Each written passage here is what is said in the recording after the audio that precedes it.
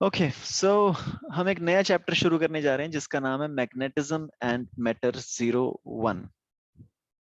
और जब मैंने इस चैप्टर का डिलीटेड सिलेबस देखा तो मुझे ऐसा लगा कि यार ये चैप्टर शायद हम 2-3 दिन में ही खत्म कर लेंगे। ठीक है, क्योंकि ऑलमोस्ट सब कुछ इस चैप्टर में से कट गया। ऑलरेडी ये चैप्टर काफी छोटा था, ये 7-8 क्लासेस में खत्म होने वाला चैप्टर था, लेकिन उन 7-8 क्लासेस में से भी 3-4 क्लासेस कट गई हैं हमारी। तो बेसिकली हम इसको इन अ नटशेल इसी वीक में खत्म कर सकते हैं बहुत इजीली, राइट। तो इसीलिए हम थोड़ा सा स्लो जाएंगे इस चैप्टर में। थ्योरेटिकल चैप्टर में तुमको एक बार दोबारा से बता दूं, सो this is a very theoretical chapter. इसमें तुम्हें न्यूमेरिकल्स वगैरह बहुत कम मिलेंगे, लेकिन इसका मतलब ये नहीं है कि ये इंपॉर्टेंट नहीं है। ये थोड़ा थ्योरेटिकल है और इसमें मार्क्स लेके आना बहुत ज्यादा इजी होता है, राइट क्योंकि इसमें न्यूमेरिकल्स, फंडामेंटल्स, मैथमेटिक्स तुम्हारा इतना इन्वॉल्व नहीं होगा। बस कुछ चीजें हैं जो तुमको समझनी है, और वो अगर तुमको चीजें समझ में आ गई then that means okay, you can very easily score good marks in this chapter, and a very very short chapter हमारा इसी हफ्ते के अंदर अंदर हम इसको खत्म कर देंगे। So the name of the chapter is magnetism and matter, and in your NCERT book this is chapter number 5, magnetism and matter. As the name suggests कि मैटर क्या होता है? Anything which has mass and occupies space. उस matter का magnetism के साथ क्या relation है? और कल हमने कुछ फंडामेंटल बेसिक्स बातें कर ली थी कि टर्की में कुछ शेफर्ड्स हुए थे जिनके जो शूज थे वो अट्रैक्ट होने लग गए थे अर्थ की तरफ। तो उसके बाद उन्होंने देखा कि यार ऐसा क्यों हो रहा है। फिर उन्होंने रियलाइज किया कि हमारे जो शूज पे नेल्स लगे हैं वो नेल्स अट्रैक्ट हो रहे हैं कई जगहों पे। तो वहां से हमारा मैग्नेटिज्म डिस्कवर हुआ। उसके बाद हमने इसकी प्रैक्टिकल एप्लीकेशन देखी थी।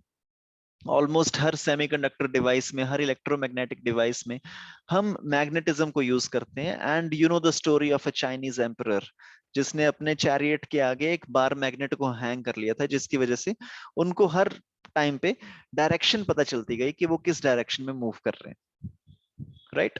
तो ये जो बार मैग्नेट होता है ना, इस बार मैग्नेट की कुछ प्रॉपर्टीज होती हैं।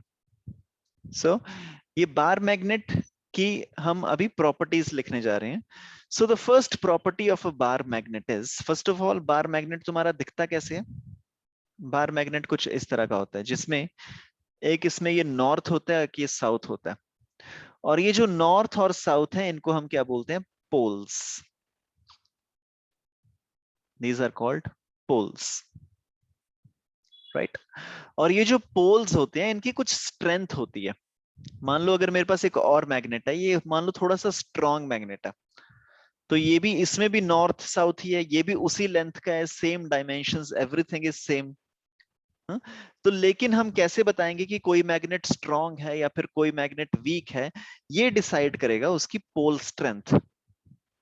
और इस नॉर्थ पोल और साउथ पोल की एक पोल स्ट्रेंथ होगी जिसको हम सिंबलाइज करते हैं एम से। Small M signifies pole strength, right. और पिछले चैप्टर में हमने एक और टर्म को पढ़ रखा है। वो टर्म क्या थी हमारी? कि अगर दोनों पोल्स के बीच में distance is let's say 2l, if the distance between the two poles is 2l, then there is a term called as magnetic dipole moment, which is symbolized by m, and it's given by the formula m times 2l. And the direction of magnetic dipole moment is always from south pole to north pole. ठीक है जी?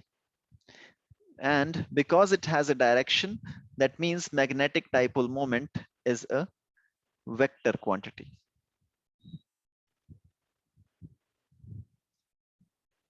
Okay, just like तुम्हारे पास electric charges and fields वाले chapter में एक negative charge था और एक positive charge था, और यहाँ पे कुछ इलेक्ट्रिक फील्ड लाइंस बन रही थी। Electric field lines were something like this.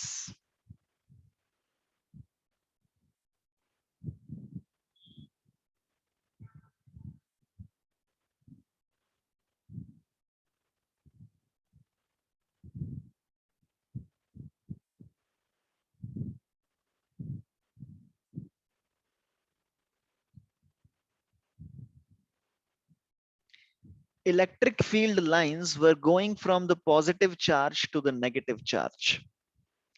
चाहे वो इस इलेक्ट्रिक डाइपोल के अंदर की बात हो रही हो या फिर इस इलेक्ट्रिक डाइपोल के बाहर की बात हो रही हो, इलेक्ट्रिक लाइंस ऑफ फोर्स हमेशा flow from positive charge to negative charge. लेकिन मैग्नेटिक लाइंस ऑफ फोर्स में थोड़ा सा डिफरेंस यहां पे क्या होता है. Magnetic lines of force, they flow from north to south outside the magnet, and inside the magnet they flow from south to north. Magnet के बाहर they flow from north to south, magnet के अंदर they flow from south to north, and they flow in such a way that they form closed loops. North से magnetic field line चलती है और south की तरफ जाती है और वो क्लोज्ड लाइन बना के, क्लोज्ड लूप बना के वापस वहीं पे चली जाती है. They always form closed loops. This is the case of magnetic field lines, closed loops. Electric field lines में क्या था कि एक चार्ज यहां से स्टार्ट होके नेगेटिव चार्ज पे जाता है. So do you remember this property? They never form closed loops.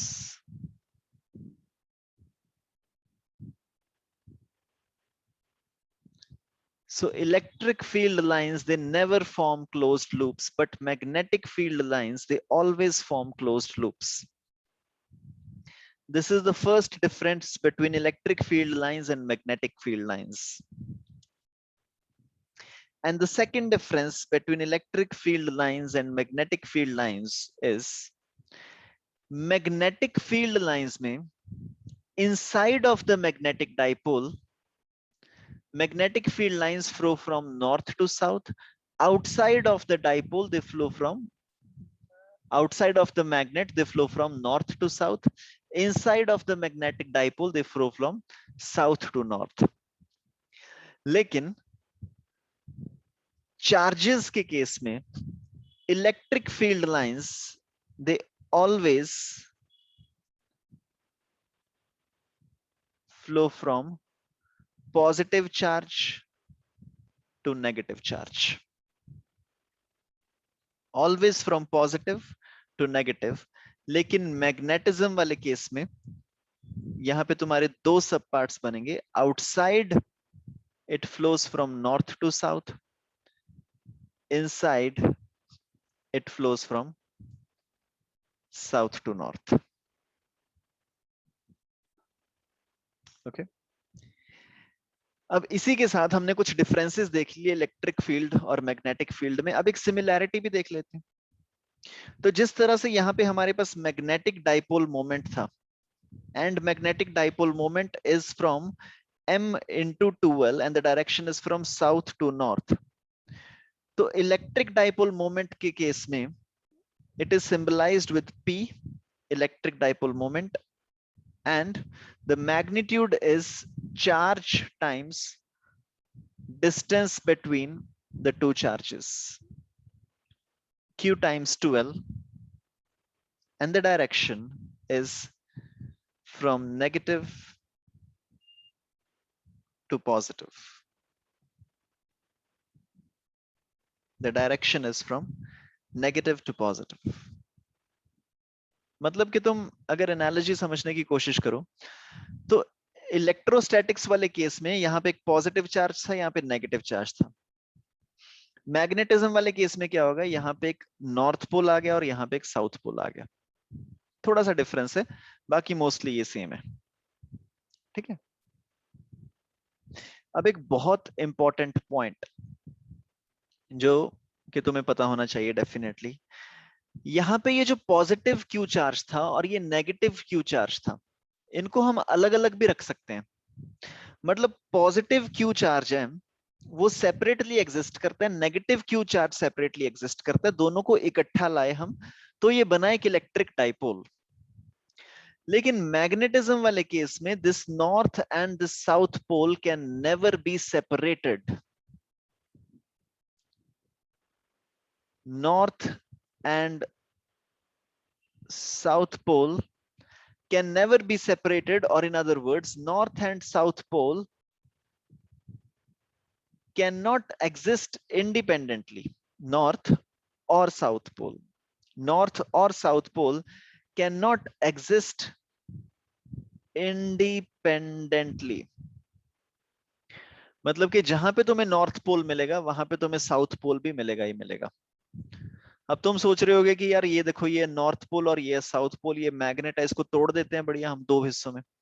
तो इसको यहां से जब तुम तोड़ोगे पता क्या बनेगा, ये दो अलग अलग पार्ट्स में डिवाइड हो जाएगा, और ये जो ये वाला नॉर्थ है वो तो नॉर्थ ही रहेगा, यहाँ पे एक साउथ आ जाएगा, और जो ये वाला साउथ है ये साउथ ही रहेगा, यहाँ पे एक नॉर्थ आ जाएगा। This is not just if you break it into two different parts. अगर तुम इसको 1000 टुकड़ों में तोड़ दो तो वो जो सारे 1000 टुकड़े होंगे सबका एक नॉर्थ पोल और एक साउथ पोल बन के आ जाएगा। So basically magnetic monopole poles, इसको हम बोलते हैं मोनोपोल। पोल मतलब पोल, नॉर्थ पोल या फिर साउथ पोल, हमेशा ये एक पेयर में एग्जिस्ट करते हैं। अगर एक ही पोल मिल जाए हमको तो उसको हम बोलेंगे मोनोपोल। तो मैग्नेटिक मोनोपोल एग्जिस्ट नहीं करता। This is the next property. So I will be sending across this video to you. इसको पॉज करके तुम नोट्स बना लेना अच्छे से। मैंने तुम्हारे लिए कुछ पॉइंटर्स यहाँ पे लिख के रखे हैं। So some more important properties of a bar magnet. एक तो ये सारी जो हमने लिखी हैं वो तो है ही, इसके अलावा बेसिक सी चीज, it has two poles, north pole and south pole, अपने वर्ड्स में लिख देना। Secondly it attracts iron and steel particles. यहाँ पे आयरन और स्टील तो इसकी एग्जाम्पल होगी, लेकिन it attracts all magnetic materials. इनको हम बोलते हैं मैग्नेटिक मटेरियल्स। मैग्नेटिक मटेरियल वो होते हैं जो किसी मैग्नेट से अट्रैक्ट हो जाएं, जैसे कि स्टील, आयरन। यस। और फिर इसकी नेक्स्ट प्रॉपर्टी है, तुमको ऑलरेडी पता होगा, like poles they repel each other, unlike poles they attract each other. That means north and south will attract each other, and north will repel each other. North and south will also repel each other. ये तुमने notice किया होगा, कई बार तुम दो magnets को लेते हो, वो आपस में या तो अट्रैक्ट कर रहे होते हैं या फिर रिपेल कर रहे होते हैं। एक मैग्नेट को तुम ऑपोजिट कर दो, उसकी डायरेक्शन चेंज कर दो, तो वो अगर अट्रैक्ट कर रहा था तो वो रिपेल करने लग जाएगा। लेट्स से तुम्हारे पास दो मैग्नेट्स हैं इस तरीके के, नॉर्थ और south. Okay, I have some magnets. So बहुत छोटे मैग्नेट्स हैं ये, तुम्हें बहुत ही ध्यान से देखना पड़ेगा।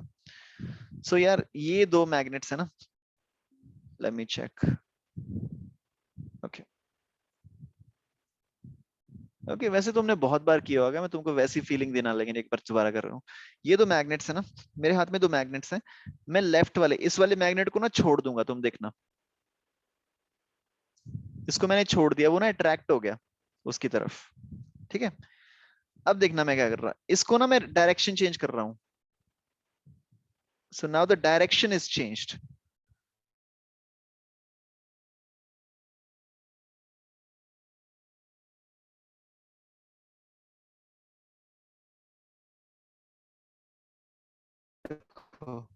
वो दूर जाना चाह रहे हैं अपने आप से, you know, they are trying to repel each other basically. But if I turn it around once again, then they will again start attracting. Yep. So like poles they repel each other, unlike poles they attract each other. ठीक है जी, like poles हमेशा repel करेंगे और unlike poles attract करेंगे। और इसके अलावा जो इसकी अगली प्रॉपर्टी है कि अगर तुमने किसी मैग्नेट को सस्पेंड कर दिया, let's say you suspend a magnet like this, north south, तो ये अपने आप को इस तरीके से पोजीशन कर लेगा कि ये अर्थ का जो नॉर्थ साउथ मैग्नेट है, अर्थ का जो जियोग्राफिक नॉर्थ साउथ है, उसके कॉरेस्पॉन्डिंग ये अलाइन कर लेगा अपने आप को। ठीक है, ये सारी चीजें तुमने 10th में ऑलरेडी कर रखी हैं। और उसके बाद अगली इंपॉर्टेंट चीज है कि जो बार मैग्नेट्स होते हैं ना, वो most of the times permanent magnets होते हैं। परमानेंट मैग्नेट्स का मतलब ये है कि अब देखो ये हमारे पास दो मैग्नेट्स थे, ठीक है, तो अब हम इसको चिपका रहे हैं आपस में। मान लो मैं ऐसा करता गया, काफी बार हमने कर लिया, जैसे बैटरी डाउन हो जाती है ना, तो फिर बैटरी में क्या होता है, इलेक्ट्रिक व्हीकल की चार्ज करना पड़ता है उसको थोड़ी देर के बाद। तो तुम इसके लिए ये नहीं बोल सकते कि यार तुमने बहुत बार चिपका लिया इसको, अभी 25 बार हो गया तुम्हारा, अब नहीं चिपकेंगे ये। सो जो इसकी स्ट्रेंथ होती है, मैग्नेटिक पोल्स की जो स्ट्रेंथ होती है, वो चेंज नहीं होती। यू डू दिस 1000 टाइम्स, ये सेम उसी स्ट्रेंथ के साथ वापस आके चिपकेंगे बाद में भी। Right, these were some of the properties of a bar magnet. अब बार मैग्नेट की प्रॉपर्टीज को लिखने के बाद I also want to write the properties of magnetic field lines. Magnetic field lines.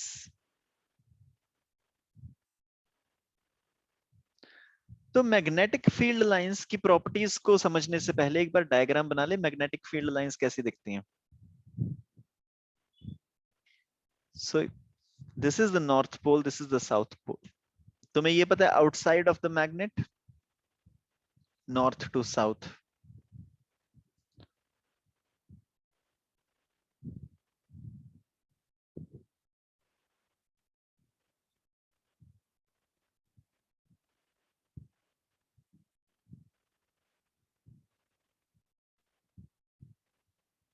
और इनसाइड द मैग्नेट यही वाली wire, यही वाला लूप आगे कंटिन्यू हो जाएगा, south to north, south to north, south to north, south to north. Okay, so magnetic field lines, सबसे पहले तो होता क्या है। अच्छा, इसको पहले इलेक्ट्रिक फील्ड लाइन समझते हैं। मान लो यहाँ पे कोई पॉजिटिव चार्ज है Q, Q से इलेक्ट्रिक फील्ड लाइंस निकल के नेगेटिव चार्ज की तरफ जाती है ना।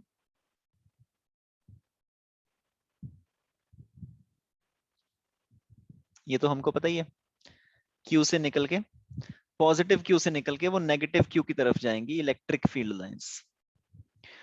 तो हमने इलेक्ट्रिक फील्ड लाइन को डिफाइन कैसे किया था, that electric field line are the lines, imaginary lines, first of all, very important. Electric field lines are imaginary lines drawn in such a way. देखो यार, ये ना गलती से मेरे इस पे गिर गया magnet, you know this thing जिसपे मैं लिखता हूं ना, सो इसके साथ भी चिपक गया ये जाके। दैट मीन्स अभी मैं बात कर रहा था ना कि magnetism is kind of everywhere, so इसके साथ वो चिपक गया जाके, मतलब कि there is magnetism in this pad, and perhaps इसके साथ भी चिपकना चाहिए।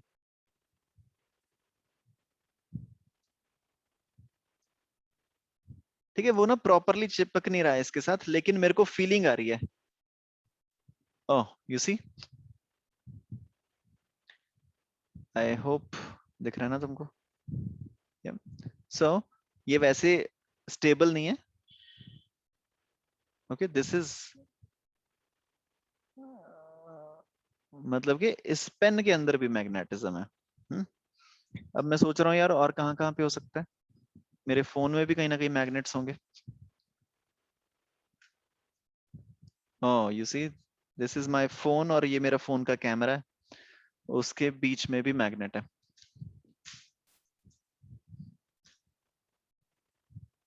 Okay, I have a copper. Oh, so this is, so what I have is a copper ring, हाँ। इस कॉपर रिंग के साथ, like copper ring is not getting attracted to the magnet. Okay, So electric field lines are the imaginary lines drawn in such a way, they are drawn in such a way कि अगर इस field में तुमने कहीं पे positive test charge को छोड़ दिया,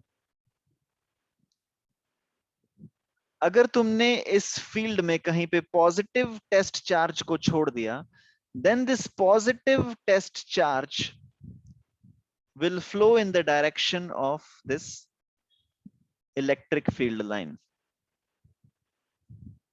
ठीक है?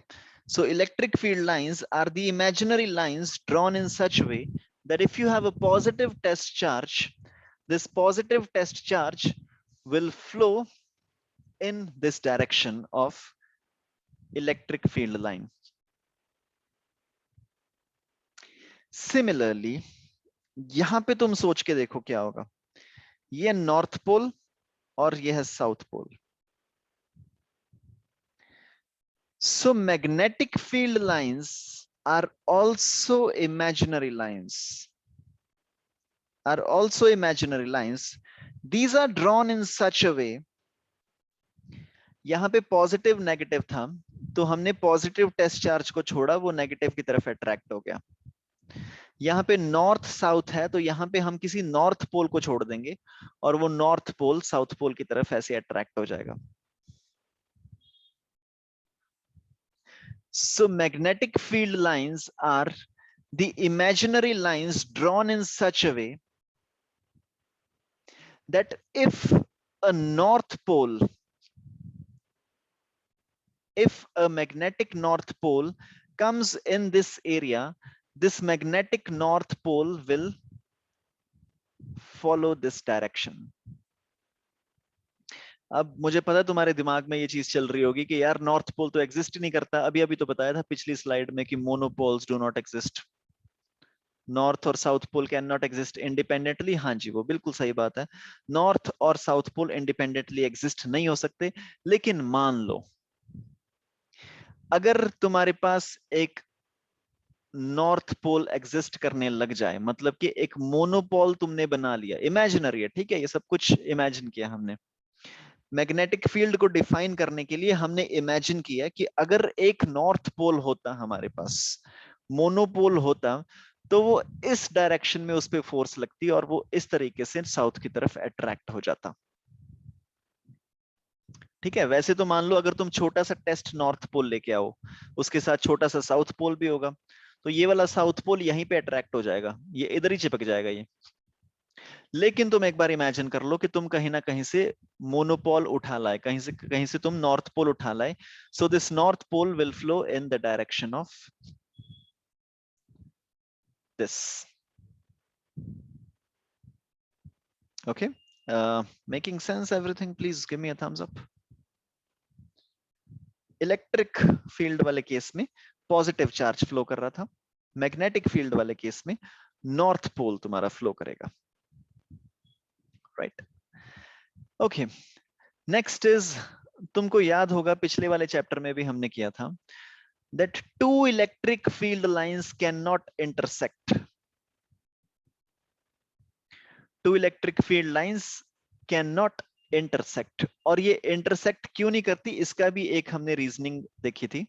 हमने देखा था कि इलेक्ट्रिक फील्ड लाइंस ऐसी फील्ड लाइंस होती हैं, उनको हम इस तरीके से ड्रॉ करते हैं, that tangent to the electric field line at any point.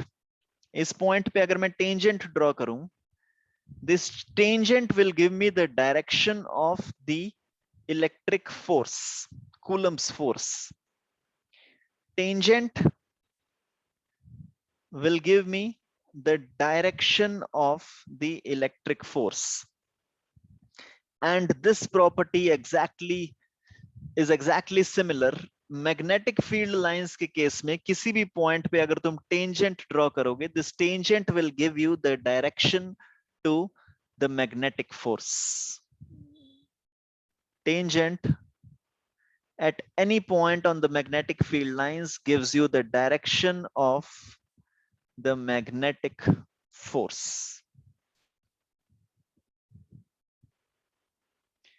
फिर उसके बाद इलेक्ट्रिक फील्ड लाइंस में हमारी अगली प्रॉपर्टी थी that electric field lines, they never intersect. Electric field lines they never ever intersect. और इसका हमने रीजन भी देखा था, क्योंकि अगर मान लो ये एक इलेक्ट्रिक फील्ड लाइन है और ये एक इलेक्ट्रिक फील्ड लाइन है, ये मान लो यहाँ पे इंटरसेक्ट कर गई, तो हमने तो अभी अभी बोला कि इलेक्ट्रिक फील्ड लाइंस पे अगर किसी भी पॉइंट पे तुम टेंजेंट ड्रॉ करोगे, वहां से डायरेक्शन ऑफ फोर्स निकल के आएगी। यहाँ पे इस फील्ड लाइन पे डायरेक्शन ये वाली आएगी, इस फील्ड लाइन पे डायरेक्शन ये वाली आएगी, मतलब कि सेम पॉइंट पे नेट फोर्स की दो डिफरेंट डायरेक्शंस होगी। इसका मतलब electric field lines they can never intersect, and because of the same reason even the magnetic field lines they can never intersect.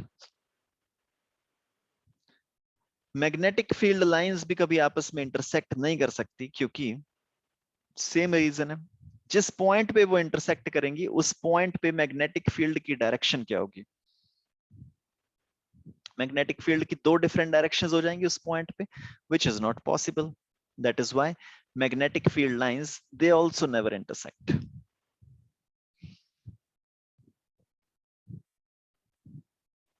Now magnetic field lines की ये कुछ properties थी।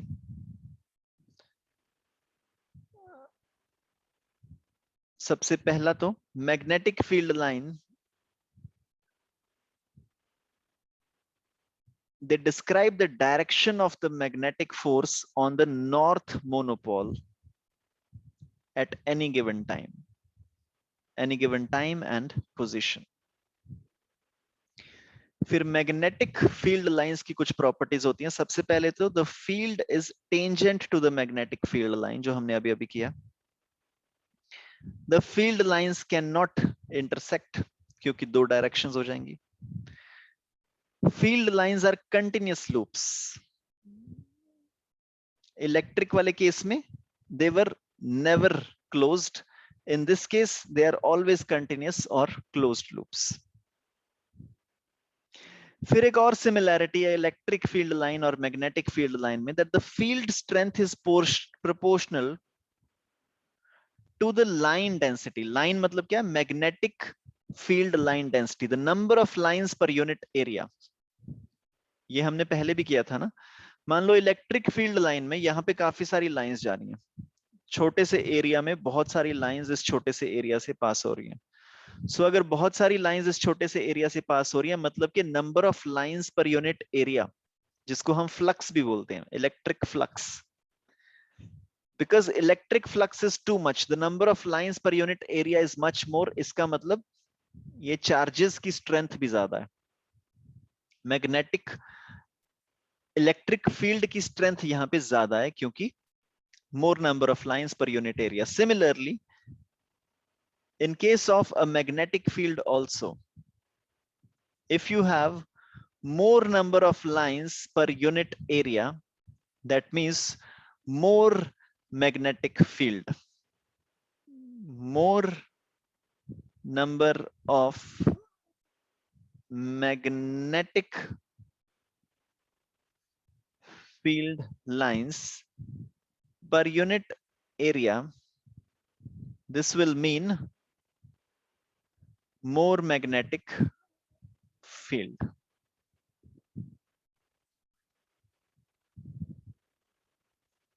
All right. Okay. Please give me a thumbs up.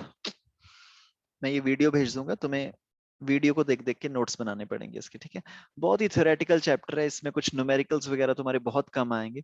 अगर basically तुम्हें समझ में आ गया तो मतलब कि you are almost good to go. अच्छा, एक चीज और करते हैं यार इसमें, जैसे हमने पिछले चैप्टर में पढ़ा था ना बायट-सैवर्ट्स लॉ, कि मान लो तुम्हारे पास एक करंट कैरिंग वायर है। इस करंट कैरिंग वायर की वजह से इस पॉइंट P पे डायरेक्शन क्या होगी मैग्नेटिक फील्ड की? So you place your thumb in the direction of the current, your fingers are going into the paper at P।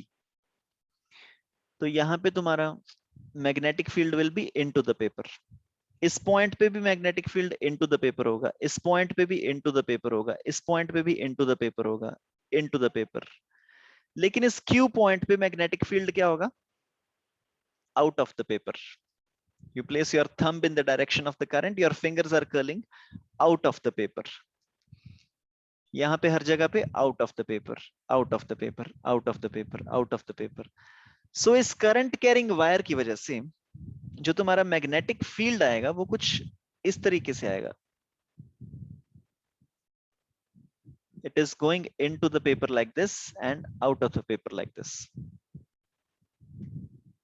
यहाँ पे भी सेम ही होगा, into the paper, out of the paper, into the paper, out of the paper, into the paper, out of the paper. इस तरह से ये concentric circles बनेंगे। ठीक है, ये सर्कल्स को थोड़ा इमेजिन करना हो सकता है तुम्हारे लिए डिफिकल्ट हो फिलहाल, तो तुम एक दूसरी एग्जांपल लेके देखो। मान लो your current is flowing like this. So if your current is flowing like this, तो इस पॉइंट पे मैग्नेटिक फील्ड की डायरेक्शन क्या होगी? ऊपर। You place your thumb outside of the paper, magnetic field is upwards. इस पॉइंट पे magnetic field की डायरेक्शन क्या होगी? नीचे। इस पॉइंट पे मैग्नेटिक फील्ड की डायरेक्शन राइट, इस पॉइंट पे मैग्नेटिक फील्ड की direction left. So your magnetic field is basically like a circle and it is in concentric circles.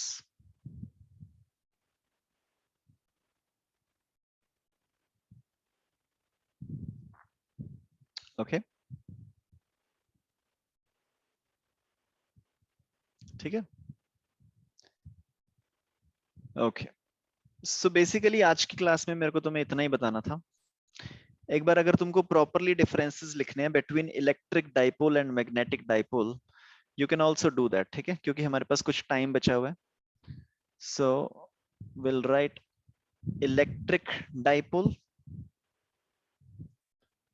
और मैग्नेटिक डाइपोल के बीच में हम लिखने जा रहे हैं differences.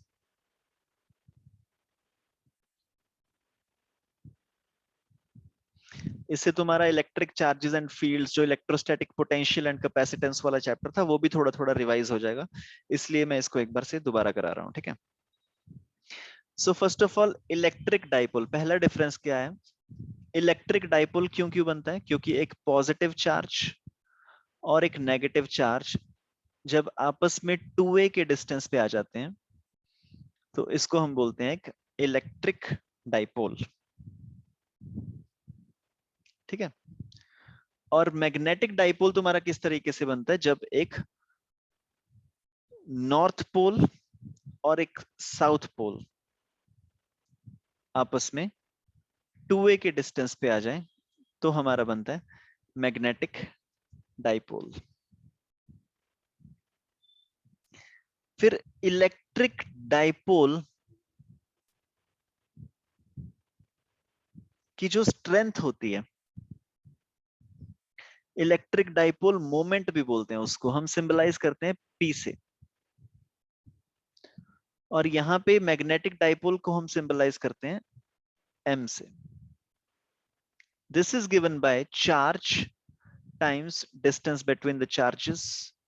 This is given as pole strength multiplied by distance between the poles.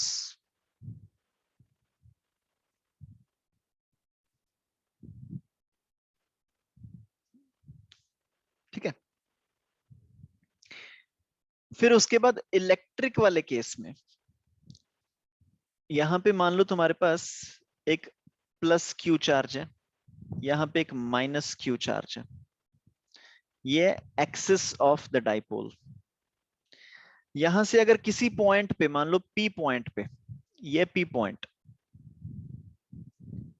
P point पे अगर तुम्हें इलेक्ट्रिक फील्ड निकालना है, लेट्स से ये सेंटर से डिस्टेंस है इसका R, तो इस इलेक्ट्रिक फील्ड को निकालने का फॉर्मूला याद है तुमको? क्या था?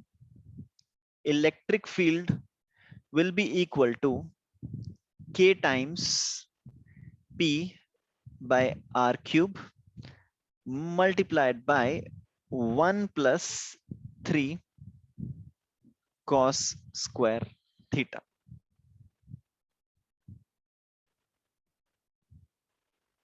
ठीक है, सब चीजों की एक बार बात कर लेते हैं, हो सकता तुम शायद भूल गए हो इस चीज को. सो k was what?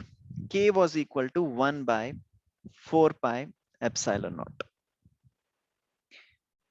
P is what? P is electric dipole moment, which is q times 2a. R is the distance of the point P from the center of the dipole. इस distance को हम बोल रहे हैं R. Theta is, अब यहां थोड़ा सा ध्यान देना, ठीक है. Theta is the angle between this radius vector that is from the center to P, this radius vector, and the electric dipole moment. अब यहां पे अगर ये तुम्हारा एंगल 30 डिग्री है तो थीटा यहां पे तुम्हारा पता कितना हो जाएगा? 150 डिग्रीज. क्योंकि तुम्हारा इलेक्ट्रिक डाइपोल मोमेंट कहां से है? पॉजिटिव, नेगेटिव से positive, this direction. So electric dipole moment is in this direction, negative to positive, and your radius vector is this direction. तो ये जो एंगल तुम्हारे पास बन के आ गया, this angle is 150 degrees.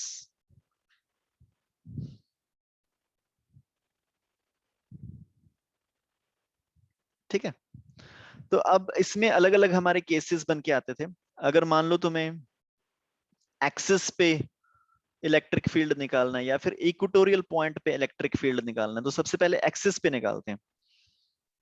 Electric field at a point which is on the axis, let's say centre से उसकी distance है r.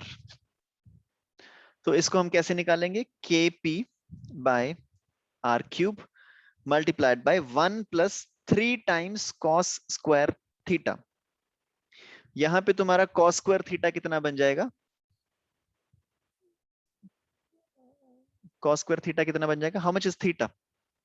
Theta is equal to 0 degrees. How much is cos of 0? 1. तो ये बन जाएगा under root of 1 plus 3, that means under root of 4, which is equal to 2. तो यहाँ पे तुम्हारा आ जाएगा 2 kp बाय r क्यूब. ठीक है, फिर अगर तुमको इलेक्ट्रिक डाइपोल निकालना पड़ गया इक्वेटोरियल लाइन पे. इक्वेटोरियल लाइन कौन सी होती थी? ये वाली होती थी equatorial line at a distance r. अब तुम्हारा एंगल बन गया 90 degree. So this will be equal to k p by r cube into under root of 1 plus 3. cos of 90 is 0. तो ये तुम्हारा बेसिकली पूरा का पूरा टर्म 1 बन जाएगी. सो this is kp by r cube. This is in the case of electric dipole. Magnetism वाले case में तुम सिंपली कैलकुलेट कर सकते हो. Magnetic field due to a magnetic dipole will be equal to k, तो same ही रहेगा. p की जगह यहां पे आ जाएगा m, r भी तुम्हारा सेम ही रहेगा, बाकी सब कुछ सेम रहेगा.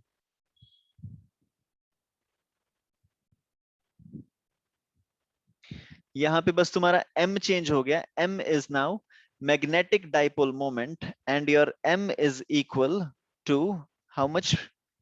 m into 2a. this is the magnetic dipole moment. और तुम्हारा k भी चेंज हो गया. I'm sorry, k तुम्हारा कितना बन गया? Mu naught bye 4 pi.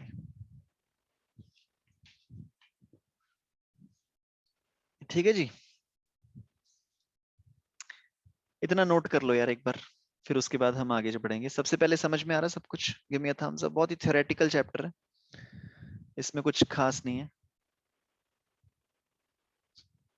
Now I am just making some space. यहीं पे बना रहा हूं मैं, इसको रिमूव कर रहा हूं.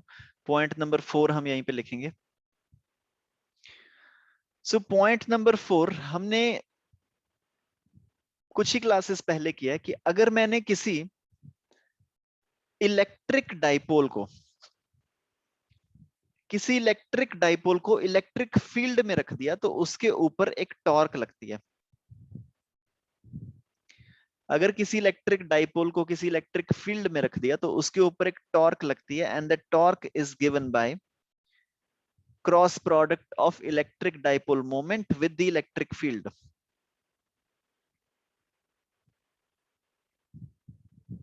ठीक है। इलेक्ट्रिक डाइपोल मोमेंट का इलेक्ट्रिक फील्ड के साथ अगर मैं क्रॉस प्रोडक्ट कर दूं तो इससे हमारा टॉर्क पता चल जाएगा इलेक्ट्रिक डाइपोल पे कितनी लग रही है। सिमिलरली मैग्नेटिज्म वाले चैप्टर में भी हमने कल परसों ही किया ये। अगर कोई मैंने मैग्नेटिक डाइपोल को मैग्नेटिक फील्ड के अंदर रख दिया तो उस पे जो टॉर्क लगेगी that will be m cross b. This is given by the cross product of magnetic dipole moment and magnetic field. Electric dipole moment में हमने एक और चीज पढ़ी थी। अगर तुम्हारे पास कोई इलेक्ट्रिक डाइपोल है तो इस इलेक्ट्रिक डाइपोल की जो पोटेंशियल एनर्जी होगी that potential energy will be negative times p dot e. अगर टॉर्क निकालना है तो p क्रॉस e करेंगे, अगर पोटेंशियल एनर्जी निकालनी है तो हम करेंगे p डॉट e और इसके साथ एक लगाएंगे नेगेटिव सिंबल। सिमिलरली अगर तुम्हारा कोई मैग्नेटिक डाइपोल है जिसको तुमने मैग्नेटिक फील्ड में रखा है तो उसके पास जो पोटेंशियल एनर्जी आएगी उस पोटेंशियल एनर्जी को हम कैलकुलेट करेंगे by negative of m dot b.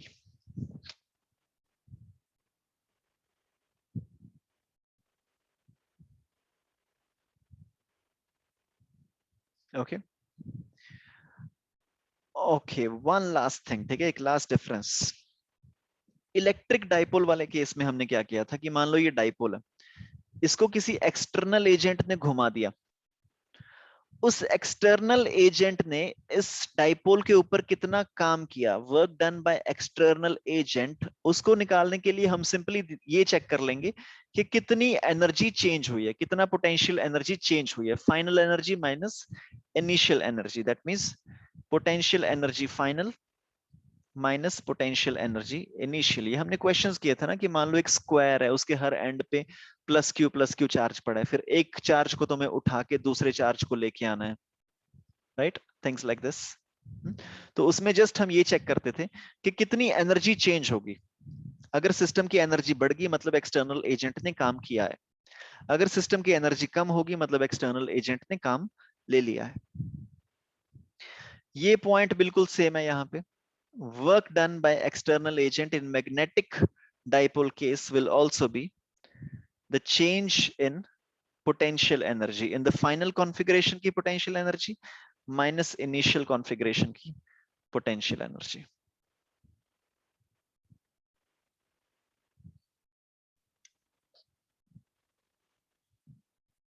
This was all in the first class of magnetism and matter. Okay, any questions? अगर सब कुछ समझ में आ गया please give me a thumbs up.